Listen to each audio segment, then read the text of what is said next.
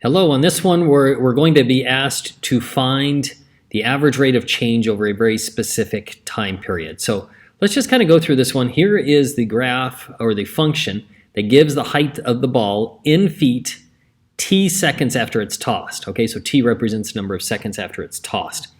Okay, and this particular one asks us what is the average rate of change, and that's just a fancy way to say slope. So what is the slope in feet per second over the interval 0.25 to 0.75? Okay, so we're looking at when it was 0.25 seconds to 0.75 seconds.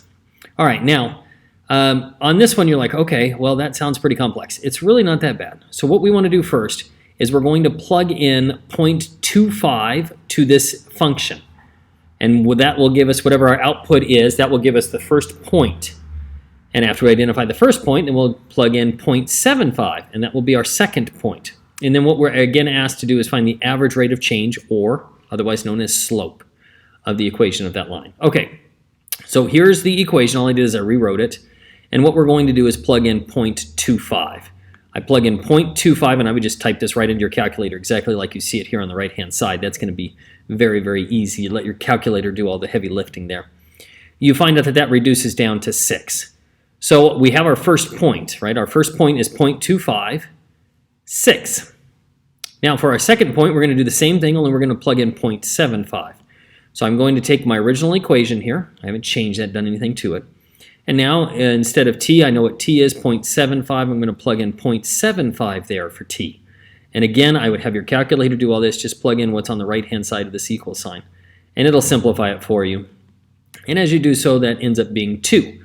So we have one point here of 0.25 comma 6.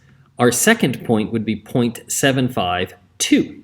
Okay, well now that we have those, we can find the slope. And here's our formula for finding the slope, right? Slope, sometimes it's referred to as m, is y2 minus y1 divided by x2 minus x1. All right, well, we've got our 2 points here.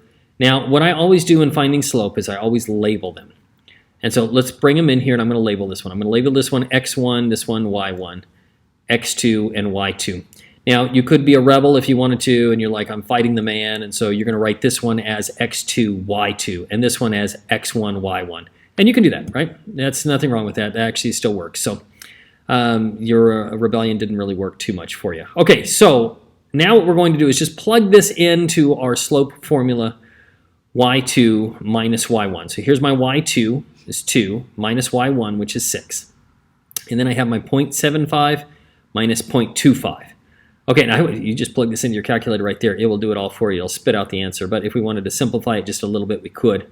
That would be negative 4 over 0.5, which would be negative 8. So the average rate of change for this interval, right, over this period of time between 0.25 and 0.75 seconds would be negative 8. The ball is falling at a rate of negative 8 over that period of time.